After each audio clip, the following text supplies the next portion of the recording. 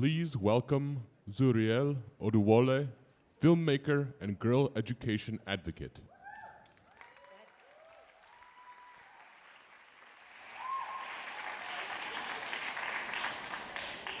Thank you. Okay, so before I begin, can I have everyone please turn their phones to silent? So just take out your phones, turn them to silent, and then we're all good after that.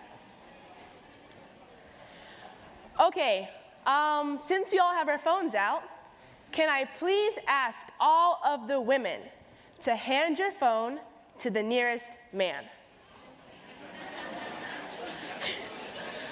Okay, I know what you're probably thinking, okay, but just try work with me here.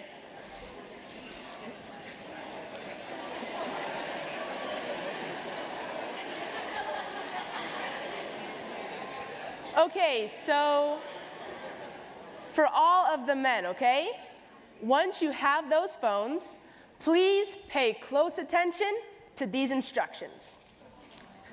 The first thing I want you to do is I want you to remove all of the apps, with the exception of the calculator and the text messages, okay? Great. So once you've done that, I also want you to please remove all of the contacts, with the exception of the woman's mother, because you don't mess with moms, okay? And then once you've done that, I would like you to please set an alarm that would go off in 2 hours, so that once the alarm goes off, the woman would have to give her phone back to you. Okay, wait. Okay, I saw the looks on some of your faces, okay? Some of you are probably thinking this is a joke, right? I'm sure at some point we were all kind of uncomfortable in that exercise. Am I right? Yeah? Okay, so if you were uncomfortable, please raise your hand. Everyone, great. Okay, so we're all in agreement. Yeah, so I'd feel pretty uncomfortable too. And maybe even a bit violated if someone else told me how I wanted to use my cell phone. And maybe even a bit angry if the same rules didn't apply to my brother. And I'm not just talking about someone telling me that I spend way too much time on Instagram either. But what I'm talking about is someone saying things like, no, Zuriel, you can't have your own phone at all. Your brother can, but you can't. And then I start to hear excuses. Things like, it's not safe for you, or it's not appropriate for you, or because of what it would look like if you had one. In other words, what they're saying is, because you're a girl. And then come the real binding statements. Things like, why do you need a phone anyways? Like, what would you do with it? Your brother can have one because he's a boy. Boys are strong, and girls can get hurt. Boys are smart, and girls can be led astray. Boys make wise decisions, and girls don't. Now, thankfully, that is not my reality, and I'm pretty sure it's not the reality for many of your daughters either. But sadly, it is the reality for a lot of girls around the world today. And honestly, it's just a cruel reality. Access to technology really is sexist. And this is just the latest way that girls are being held back. Now, I want to share this short experience with you all very quickly, okay? In June, so earlier on this year, I went to Accra, Ghana, and while I was there, I met with the gender minister. So that would be the Honorable Otiko Jaba. And she said something really profound about her country, Ghana. And there was a nice twist to it. She said that in Ghana, 52% of the population are women. But the other 48% were born by women. So what exactly did women do wrong? And what did girls today do wrong to be relegated around the world? Why are we using new technology that we know can improve our lives to hold these girls back? You and I know what cell phones and what smartphones can do. We can research, learn about new things, meet with people, and even talk with them. Now, I'm a filmmaker, so sometimes I use my phone to shoot scenes, and other times people watch and listen to the things that I have to say on their phones. I can also take photos, find recipes, read stories, ask questions, and solve problems on my phone. And yes, if I have any problems, I know just what to do. I know how to block people or report them if I need to. I can talk to my parents and my friends if I have any unpleasant experiences while I'm on my phone. So, in other words, I know how to keep myself safe. But for many girls out there, we're keeping the best things about a mobile phone away from them, including not teaching them how to use them safely. They don't know what a phone can do, and they don't know what they can do with a phone. Worse still, they're not even allowed to find out. For a lot of girls today, a phone is nothing more than a calculator or a way to call home. So I'm going to show you all this very short film, and it features girls from India, Tanzania, South Africa, Nigeria, and Bangladesh. And they're going to share with you all their experiences with cell phones. Now, the girls that you are about to see are real girls, and they're going to tell you what it's like for them.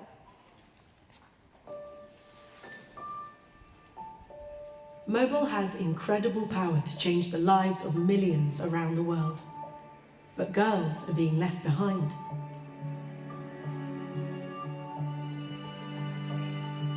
What do we really know about girls and mobile phones?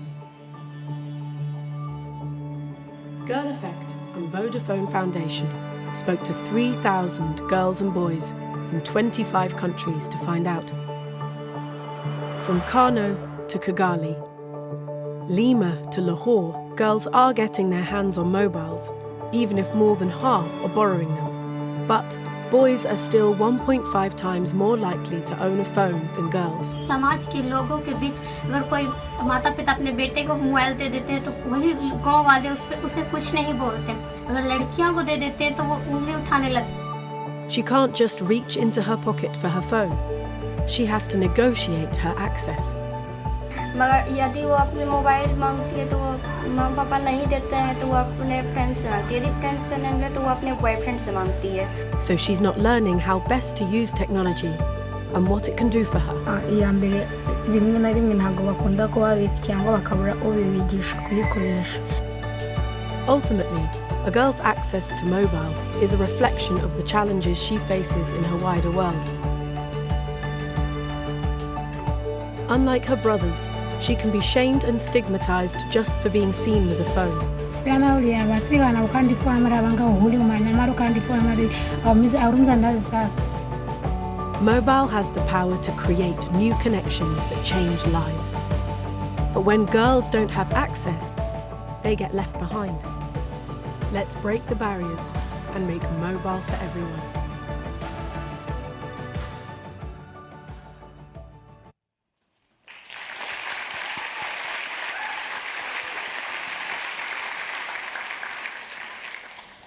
So that film was part of the first ever global study into how girls are using mobile phones around the world.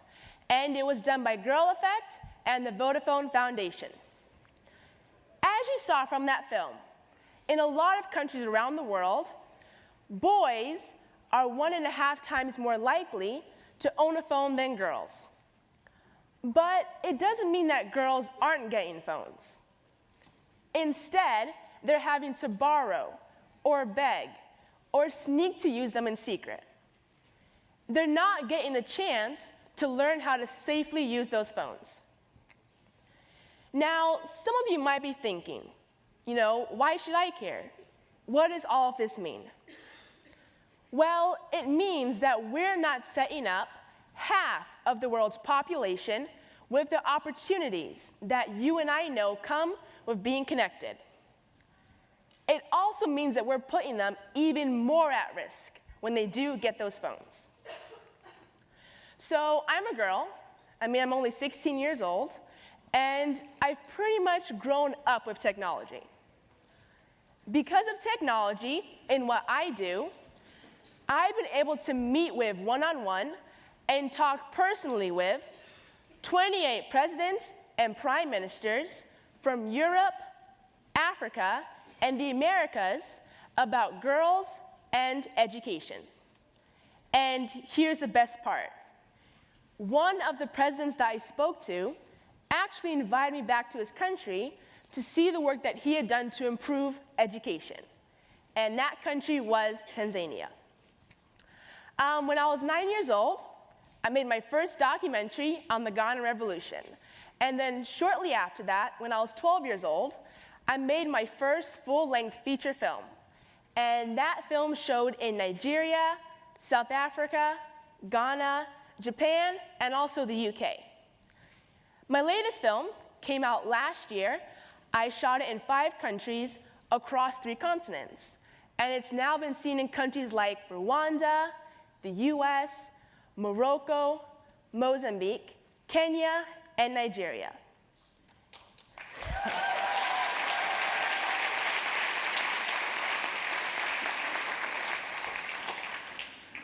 In addition to all of that, I've spoken to over 26,000 youths in 14 countries. So places like the US and the UK, and I've also spoken in countries like Tanzania, Nigeria, and Ethiopia about the importance of education.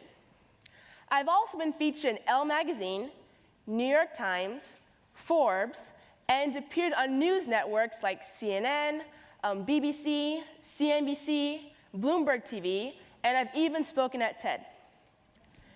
Okay, are you all ready for this? Are we ready? In between all of those things, when I was 10 years old, I started up my foundation, the Dream Up, Speak Up, Stand Up Foundation, to see that every girl in the world has a chance to get an education. Yeah.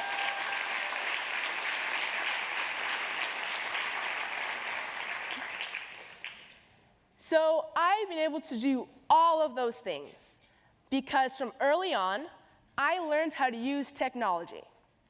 Things like computers, cameras, and phones to ask questions, learn how software works, get advice, and also share with the world my incredible journey. And at no one point did anyone tell me that I couldn't or that I shouldn't be doing it. Can you imagine if they did or even tried to stop me? My dad's never come up to me and said, "Hey, Zuriel, what are you doing on that phone?" Okay, well, actually he has, but that's more because he's concerned for my eyes, so that's different. But he's never said things like, "Oh, give me that phone," or "That's not for you," or "Go help your mother in the kitchen." And yes, for those of you who are wondering, that's exactly what my dad sounds like, though he would say otherwise. So in my spare time, I teach a basic filmmaking class to young, unemployed women in Africa. And I started that project when I was 13 years old in Namibia. And originally, it was just a pilot project. But here's the coolest part. Just 9 months after I held that first film class, a young woman who attended it had already made her first documentary. And she was even shopping it around some local news networks, which I thought was just amazing. What do you guys all think?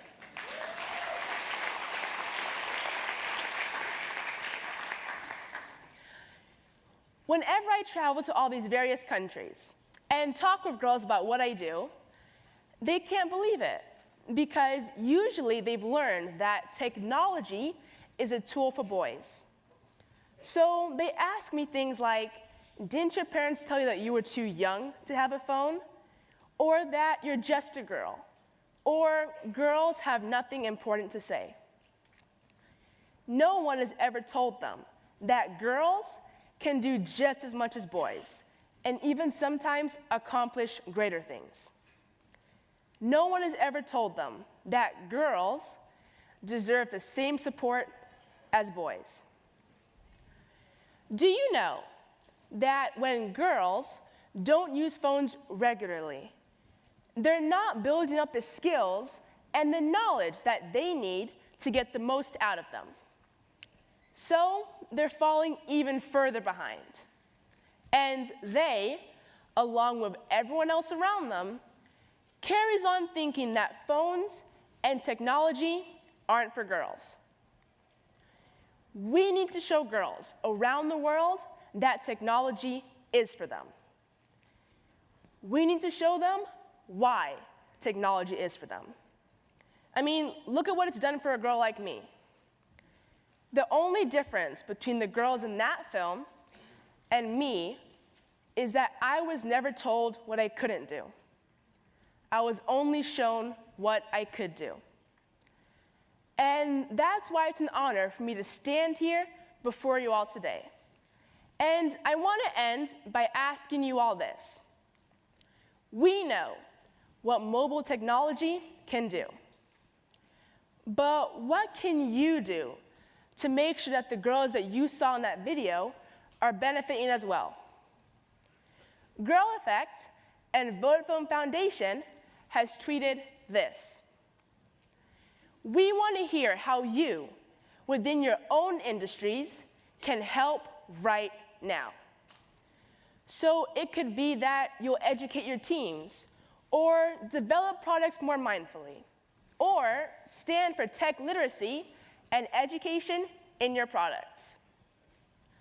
Whatever it is, we want to add your voice to our mission to help us get girls around the world a more equal opportunity. Thank you all very, very much.